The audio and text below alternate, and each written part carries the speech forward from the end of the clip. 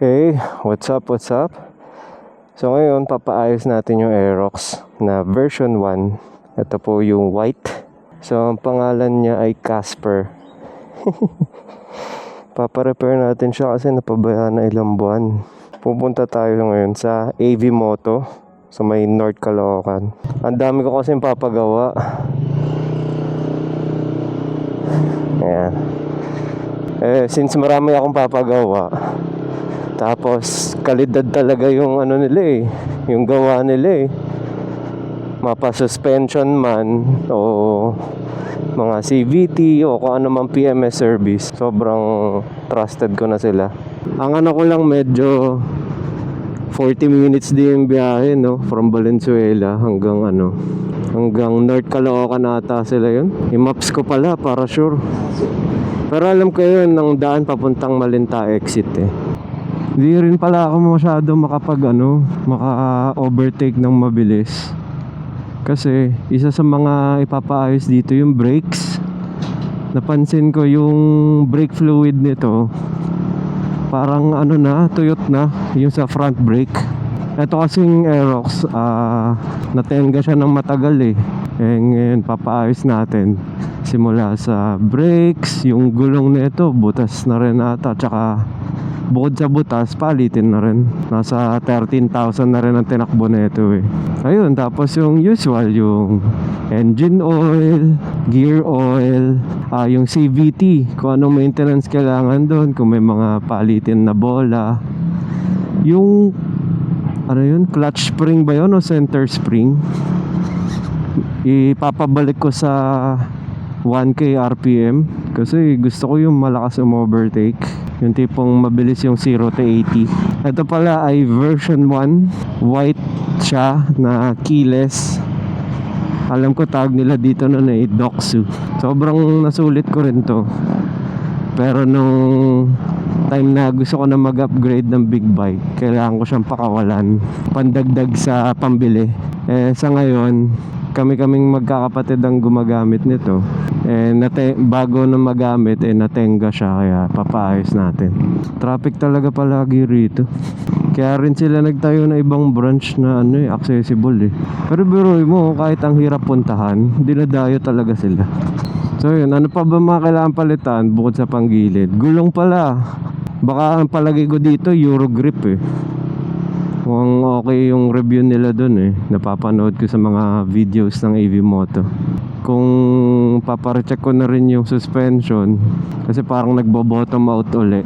Dati pinagawa ko na sa kanila level 4 yata yun, level 3. Nung pagkakabit nung Racing Boy na rear shock, pinagawa ko na rin yung front shock or pinarepack. Ang ganda nung performance nung pagkagawa nun, kasi kahit para ako naka ADV na scooter, talagang na-absorb niya yung mga lubak. By the way, shoutout nga pala kay Bugs. Tinulungan niya ako na magpalit ng battery nito kasi na-discarga siya wala rin akong susi sa ilalim ng seat. Hindi namin alam saan namin natabi. So ginawa niya na lang ng paraan para ma-access yung battery. Ang binili ko na lang nun, Motolite 7 yung sabi sa akin dun sa nagbebenta ng battery pagdating daw sa Aerox Sabi naman ni Bugs 6 naman pag sa mga NMAX. Kaya sakto lang din. Sobrang na-miss ko yung pakiramdam ng scooter, no? Yung sobrang relax ka lang, tas yung paa mo relax din. Unlike pag sa nag-gearing ka. Hindi ko lang siya 100% ma-enjoy kasi nga yung brakes, hindi siya kagad kumakagat. Sample ko, eto. Kung kita nyo yung left hand ko, ibe-brake ko siya, pero halos umaandar pa ako. Pero yung pisil ko sagad na. Yung effect niya parang minor lang. Eto namang sa right, konting pisil, hindi kumakagat. Pagkalahati na, yung biglang kagat siya. So tingin ko dahil wala nang brake fluid, kaya ganun Hello. Ayan, so guys, nandito na tayo sa AV Moto. Ayan. So nire-repair na nila yung Aerox, tayo na yung nakasalang. So far, maabot tayo sa cut-off nila. Ang cutoff daw nila is 4 p.m. So nakarating ako 3 p.m. Ayan, ginagawa na yung motor natin. Nakabaklas na yung mugs. Nilinis na yung CVT. Hanggang dito lang daw tayo eh. Para hindi natin maistorbo yung gumagawa. So delivery day din nila. So kung marami kang gustong billing stocks. Ay, nakakarang tayo. Kung marami kang gustong billing stocks. Kakadating lang nung Pro Fender nila, Maxima, ano to? Eurogrip. So yun na rin yung pinalagay kong gulong, Eurogrip. Stock size ng Aerox.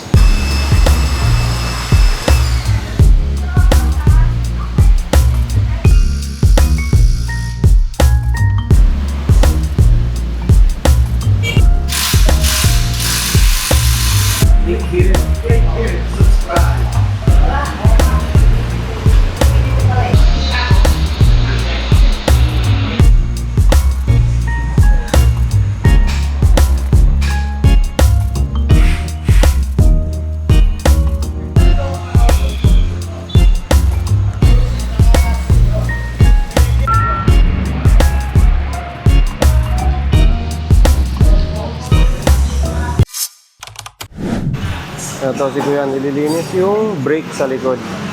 Brake caliper. Pina-convert na kasi natin to from drum brake. Pina-disc brake na rin natin sa likod. So, kinonvert siya dito sa may San Jose del Monte, Bulacan. Nakalimutan ko na yung shop eh. Tapos bukod doon, naka-racing boy ano na rin tayo, rear shock. Ito.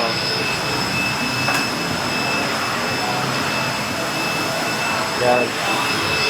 Bali, fully adjustable yan. Rebound, compression, tsaka preload.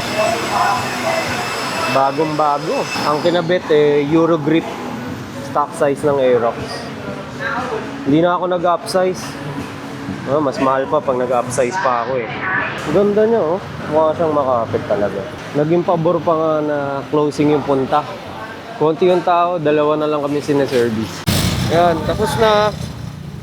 Sobrang solid ng gawa nila. Closing na eh, kasabay ko na sila umuwi. Bro, paalam. Ingat, ingat! Okay na yung brake. Okay na lahat. Woo! Sinong na-miss ng lahat? Bumalik na yung acceleration niya sa 800 RPM. Palagay ako ng stock spring ng Yamaha. Meron sila rito. Tapos clutch spring, ganun din. Wala nga lang sila Yamaha, pero meron sila yung Honda. Sabi sa akin, mas okay daw yung Honda kasi mas matibay yung clutch spring nun. May tiwala naman ako sa experience nila. Nakita yung lubak na yun? Grabe. Sarap nung ano. Hindi masakit sa puwet. Ika nga ni Sir Zach, ang sarap-sarap sa puwet. Oxlight, gumagana. DRL, gumagana din. Signal light, gumagana. Hazard. Kailangan na lang natin palitan is yung side mirror. Kasi mabigat tong bracket na to tsaka kinakalawang na Hanap na lang tayo sa 10th Ave. Hindi ko na rin kasi ma-twist. Halos wala siyang silbi. So sa wakas, nakalagpas din ako sa traffic. Ginabi na nga tayo. Well, as expected. Dahil ginawa okay naman nagulong natin. So far, ewan ko kung na-break-in ko na. Pero so far, makapit siya Maganda.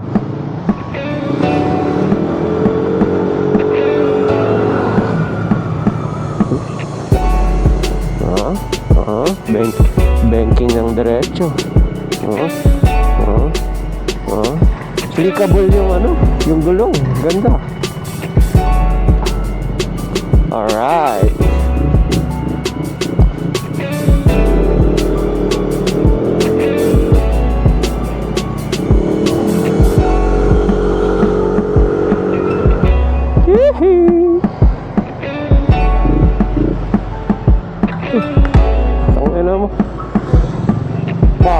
Buti walang kuryente yun.